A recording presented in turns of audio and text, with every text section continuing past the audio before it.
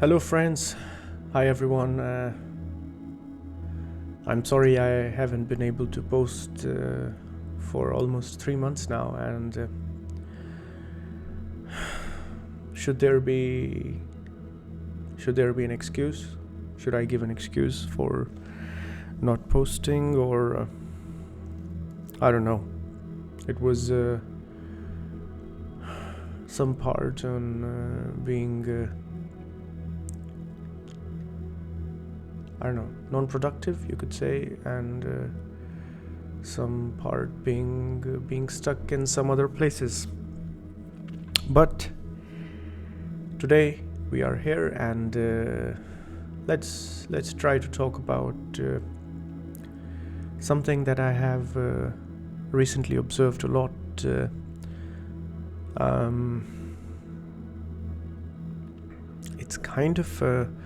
It's kind of fashion, but I would say it's kind of unknown fashion. It's like we are not aware of doing this thing that we are going to talk about today, but it happens. So the central essence, or the central factor of today's conversation would be the process of inattention, to be inattentive. Now, to put it simply, I think the way we live right now, the way you see people, the way you see humanity, inattention is like our habit. Inattention is like our second nature, or something like this. And when I say this, maybe people would say, I'm sorry, we don't agree with you because we are not inattentive or something like this. But let's go into it, and maybe I will try to explain what I really want to say, explain what I really what I'm trying to perceive, or what I did perceive, and now I'm trying to share with you that if I don't know if you have observed that every day it becomes very easy during the day to kind of get lost, to kind of, and when I get lost, I don't use the term in a negative way. I don't say there's something wrong or right about it. I'm just saying that it's so easy for the mind to get completely involved with itself. It could be some kind of idea about something you're working on. It could be some kind of emotional affair that you're going through, some family factor, or it could be you have nothing to do and you feel like becoming a superhero, and you're imagining something like that you're saving a beautiful lady and then she gives you a kiss, or it could be anything. But for the mind, it's so easy to be involved with itself. And I don't know if you have noticed it or not, but when you are involved in some kind of strong thought, or some kind of strong imagination or emotion, your observation about your physical surroundings is kind of very limited. Like, I think it's a very common and easy perception or observation of yourself that when you're lost in a thought, you sometimes don't listen to your friend or your family member who might be talking with you. Or sometimes you're having a conversation with someone, but you are already planning your responses about like what you should say next. And even doing while that process of planning the responses, you kind of are not able to listen to this your friend or whoever you're talking with. So it's basically that the mind loves to be in a mode of thinking. The mind wants to think all the time. Now this thinking changes its shapes and patterns. Sometimes it's imagining something, sometimes it's feeling something, sometimes it's a specific thought, sometimes it's solving something. So it's a juggle of different patterns. Now, what is the problem? or what is not the problem with it. Like, why does our mind love to be occupied? You can call it occupation, you can call it inattention, because you are lost with yourself. And the first sign of inattention that you can feel is unawareness of your boundaries, or unawareness of your surroundings, so as to say. That when you're strongly involved in thinking or imagination or with your mind, your awareness of the surroundings become really limited, because like your whole focus or your whole attention is going on what is being projected on the screen of the mind. Or I could explain it in a little different way. I don't know. I just give it a try in this way, and I think you will also feel it, that all of us have this ability of observation, okay? Now, if you would try it, you would see that when the mind is not active, okay, when the mind is, it could be for a fraction of a second or few seconds that your mind is not active because you're relaxing or something. During those moments of inactivity of the mind, the physical observation of the five senses and your ability of overall observing everything increases really nicely or drastically. I can even use the word drastically.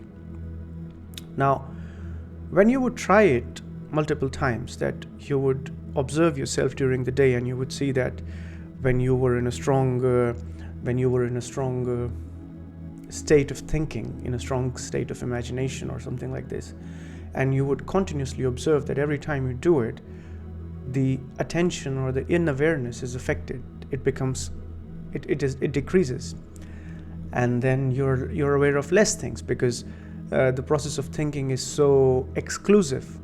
Like, it wants you to focus on just on that one thing that is being thought about or that is being imagined, and nothing else. So thinking is a very exclusive process. Like, it excludes everything. It only wants what it's projecting to be the center of attraction or the center of the thing, and you can easily observe it. So to put it in a different way, I could say that when your energy, I'm always hesitant to use this word because there are so many different meanings of this word for people. Some people imagine it in completely different ways, and just think of energy as something that it usually is not. But people do it. But okay, I will still use this word. That when your energy is free, then your awareness and your attention increase. They both increase, and they become really strong. Then when your energy is not used by the process of thought.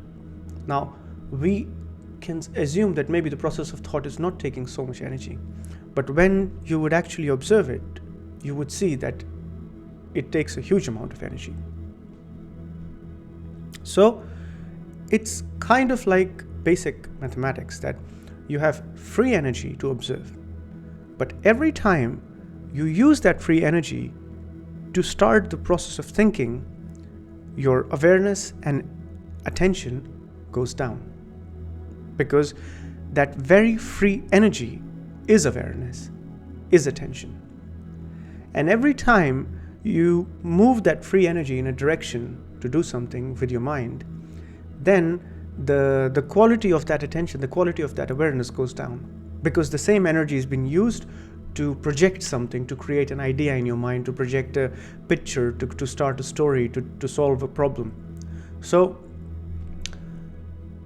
it could be a useful tool when you're solving a problem or something like this, right? That you consciously decide that, yes, I would use my free energy to start the process of thinking and solve my problem. Fine, it's fair.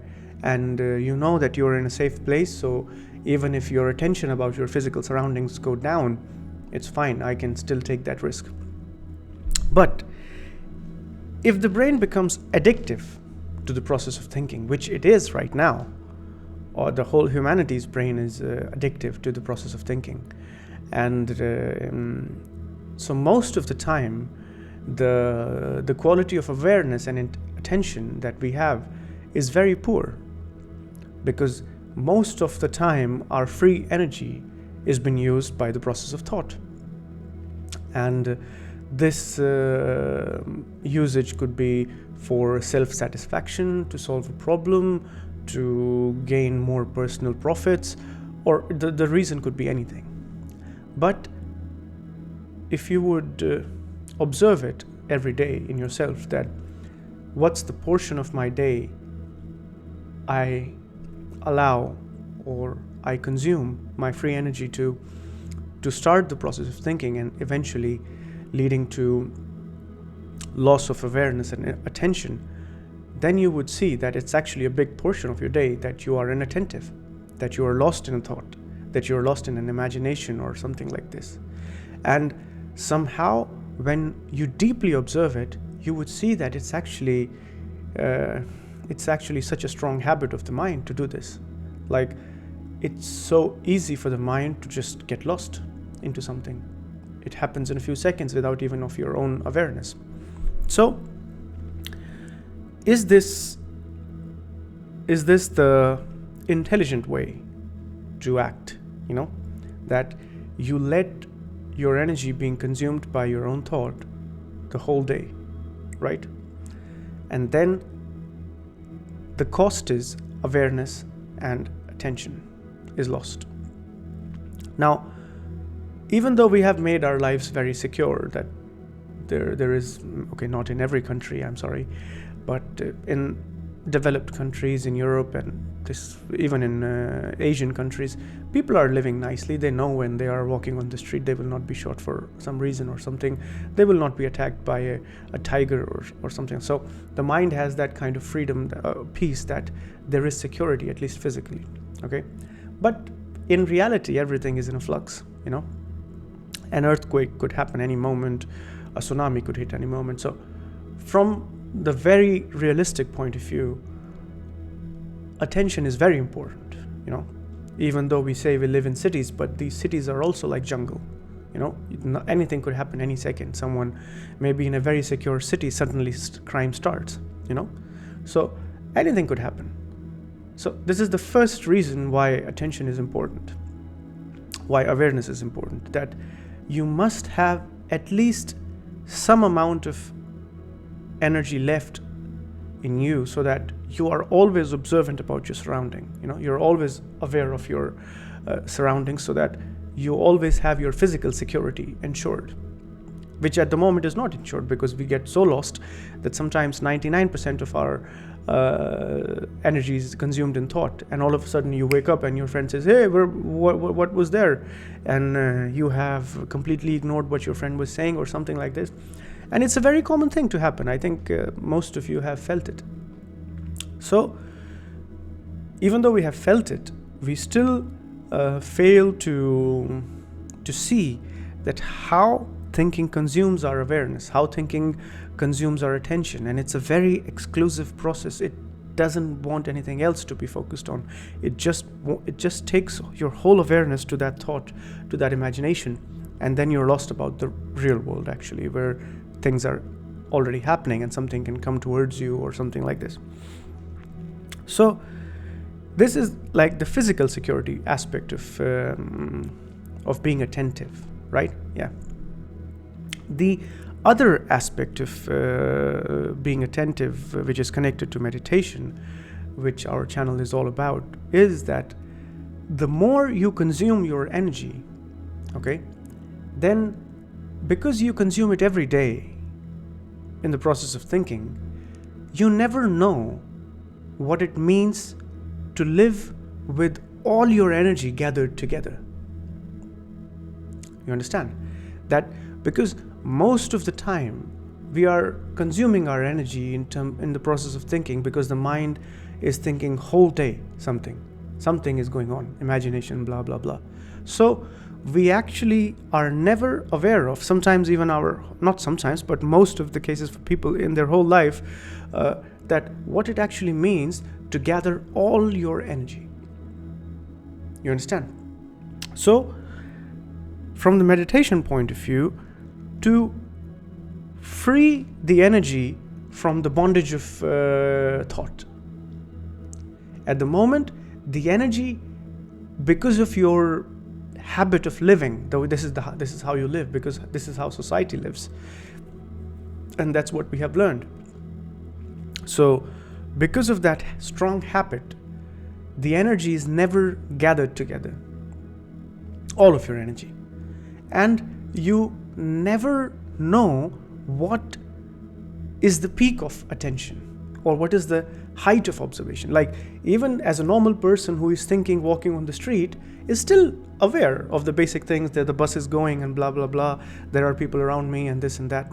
But this attention and awareness is very weak, because most of our energies, I would say even 90% of our energy, is consumed by the process of thinking, and when this process of thinking goes down or calms down, I don't want to use the word when you stop it, because that's not the right way to do it. Thinking never stops when you want it to stop. It's just, we can discuss it in some other episode, but at the moment, when somehow this thinking calms down, let's put it this way, and the mind is not using your energy, then slowly you would see the energy starts to build up. And as the energy starts to build up, you would see the immediate effect on your senses, first of all, that the ability of your senses becomes wider. Your senses are able to function at a much better rate, or at a higher function, you could say. Now, please don't take it as a story or as some kind of entertainment, okay? Try it. If you don't try it, then it's, what I said is just trash, because it's just my words. But when you try it, and after trying you see it as well, then it becomes a fact. Then it becomes something which actually happens. Okay? So try it. That calm your mind down. And as you calm your mind down, you would see that the energy which was consumed by the mind in different ways is now available for observation. And in that observation, you discover beautiful things. Because that observation shows you things as they are. The mind shows you things as you want them to see. This is the difference between the perception of the mind and the perception of free energy. Let's put it like that.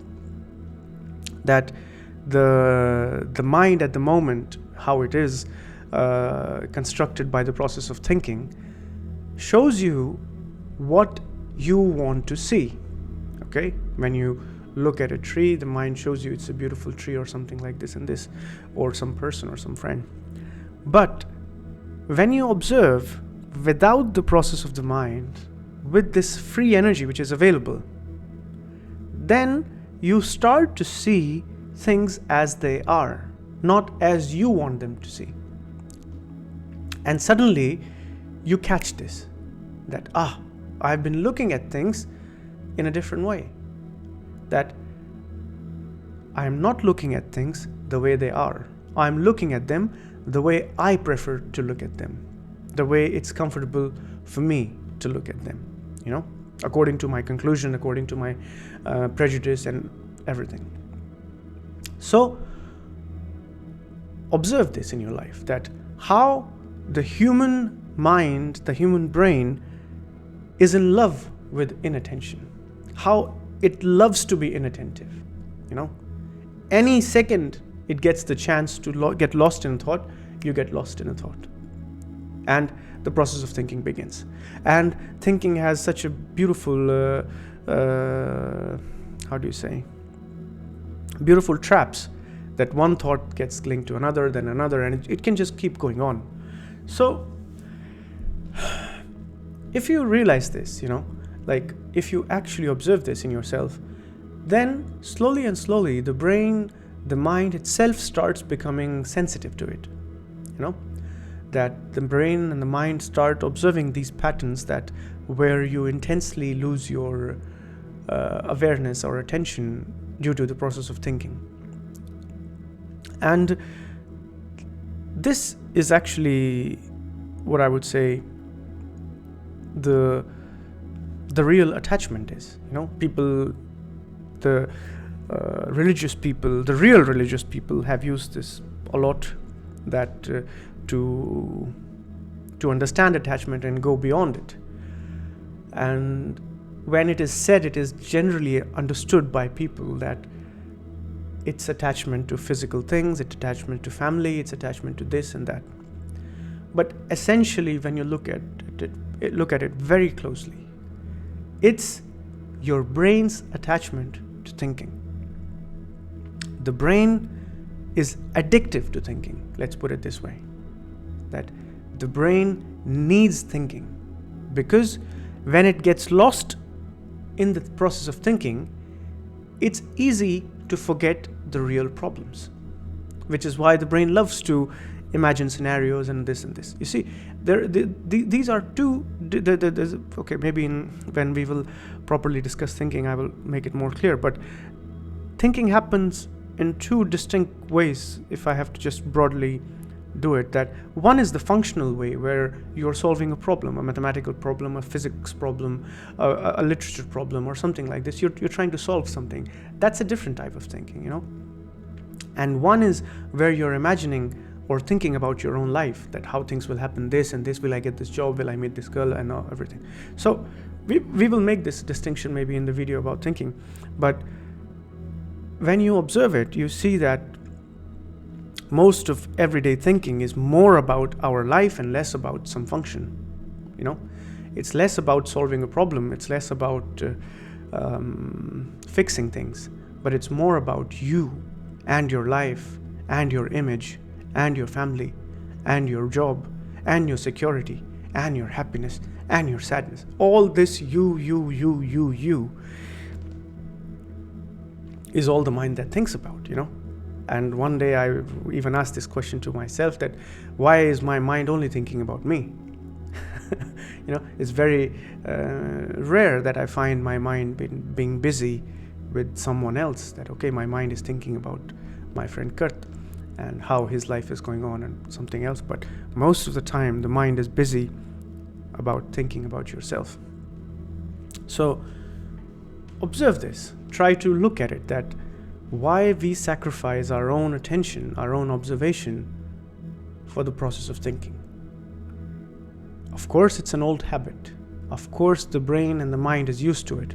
Of course, it happens without you being aware of it. Of course, it happens so fast.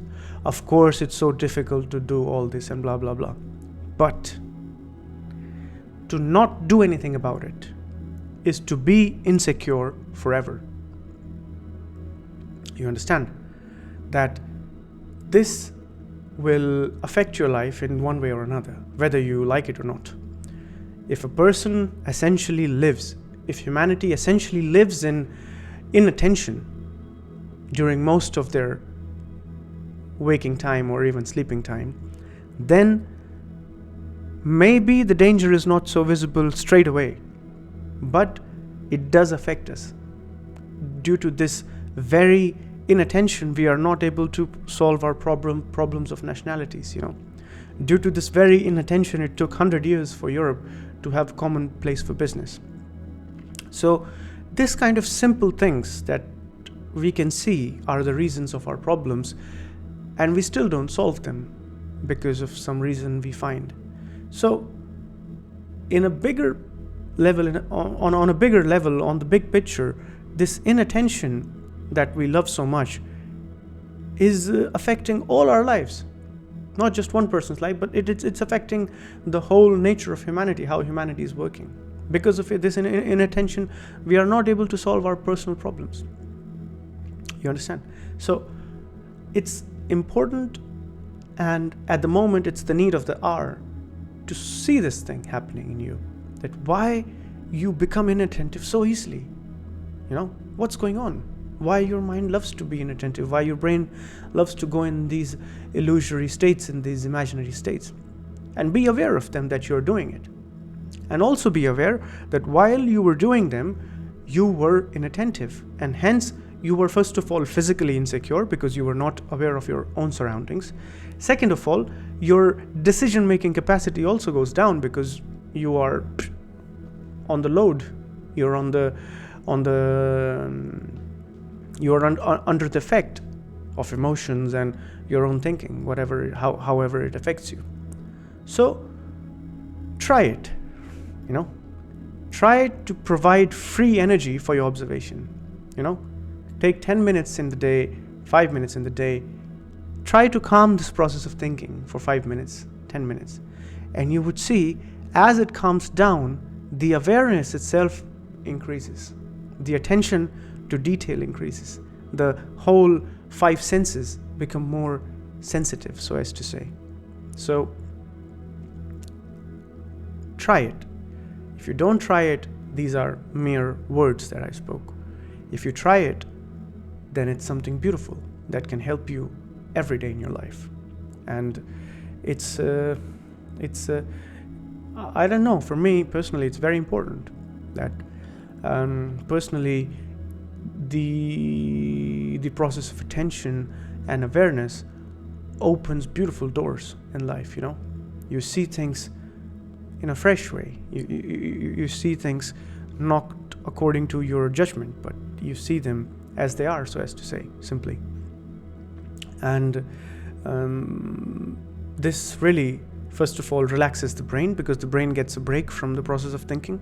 Otherwise, whole day it's thinking, and it's a machine. It also needs some rest. So, and the most important thing, which is also connected to the channel, that the gathering of the free energy, because of the cessation of thought, or because of the calming effect of the thought, opens the door to meditation. If your free energy is not available, then meditation is not possible, simply, to put it like this. The kind of meditation which people are doing on YouTube and this and blah and blah and blah, this guided meditation, this Kundalini meditation and this, they are all relative meditations. Okay? They are all meditations according to a method, according to a system. But is there meditation by itself? That's the beautiful question, right?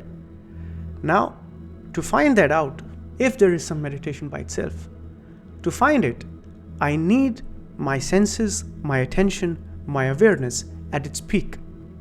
I need it on its best performance. And then only I ask this question. Actually, you don't have to ask the question then. When free energy is available to observe, then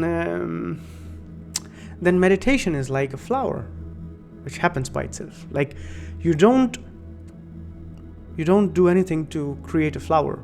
You just give water to the land, the right fertilizer, you plant the seed, and then you water the plant.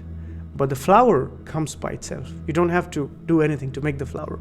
In the same way, the preparation or the essential part is to stop the useless action which is happening right now. You understand? That it sounds a little weird, but to invite meditation, you have to stop. You don't have to do something, which usually people are doing in infinite YouTube videos and websites and this and that and this chakra meditation, this meditation, transcendental, all that. You understand? So essentially, they're asking you to do something more, but you are already doing a lot. You are not getting any rest. So in that sense, try to do it. Try to find few seconds in the day, few minutes, if it's easy for you, if you have already been in this if you have already been involved in self-inquiry, then maybe you would see my point much faster. So just try to see that when the thought goes down, when the process of thought goes down, the process of attention and awareness goes up. And life is all but awareness, or life is all but observation. When a child is born, when you're born, that's all you see. That before you were not existing, all of a sudden you're existing, and there is something in front of you. Some people are there in front of you, some lights and blah blah. Okay, you don't know at that moment that there are people and lights, and then eventually these people start telling you that they are your parents, and this is your name, and this is your country, and blah blah, and all the information is fed into your system, and then you start to develop your own image about yourself according to that information. But essentially, in that 1 second of existing, when you start existing, there is nothing but this complete awareness that you exist, and the observation of the physical universe around you and the psychological universe inside of you. This observation itself, right? So when process of thought goes down, the observation, the awareness, and the attention, they go up. And when they go up, find it out yourself, actually, what happens. Otherwise, it's like giving you a bait that, okay, this is the fruit you will get if you do this. Let's not fall in that system. It has been the habit of humanity for a long time. Be curious, okay? Don't do this because you get something in return. Do this because it's the right thing to do. Simple as that. Because it's stupid to pressure your brain, your mind, continuously all the time. They are also machines. Your brain is a machine. It needs rest. If you think in the night it's getting proper rest, then you should reevaluate it, because in the night something else is going on. So this process of giving rest to your brain is very important. First of all, it improves your physical health itself, psychological health itself, and it opens the door to meditation, which is the whole essence of our channel here. So try it. It's something very simple and yet extremely complicated, because we are trying to unwire the brain from an ancient habit. This habit is the habit of humanity. I don't know, since forever, I guess, that humanity is thinking from I don't know how many years. And it's just thinking and thinking and thinking and thinking. And what you have to do is break that habit. That thinking has its use. Use it when it's needed. But when it's not needed, turn it off and see what happens. And explore, it's like explore. You're exploring yourself. Don't be lazy about it. It's you. If you're lazy about your own self, then you are lazy about almost everything else. So just don't memorize what I've said. Don't take it for granted. Don't say what I said is wrong. Don't say what I said is right. Try it and find out. Because then what you find is yours. It's not based on what someone said. It's based on what you actually tried and did. So I would conclude today's video here and try it. And maybe from the next videos, let's start the big important question of thinking, that how it works, how it arises, why it arises, what happens, and everything. And I'm pretty sure you would be very amazed to listen the upcoming episodes about thinking, because they are quite mind-bending, so as to say, because it's mind-bending to you personally when you discover these things by yourself, when you will do this, what I just said, even today's thing, and you will discover many beautiful things about yourself, about which you had completely wrong perception, about which you had completely wrong conclusion, and then you would see, it's not like this, it's actually something totally different.